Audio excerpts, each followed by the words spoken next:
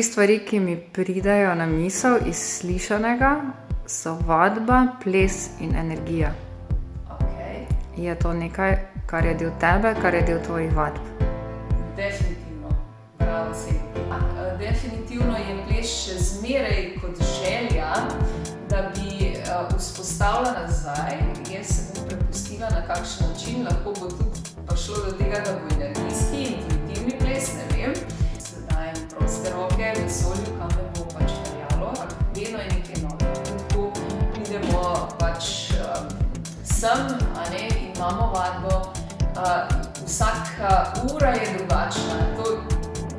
Ne moreš imeti iste energije, ko prideš pač na novo uro. Vedno imaš z drugo energijo prideš in z drugo energijo tudi delaš vaj.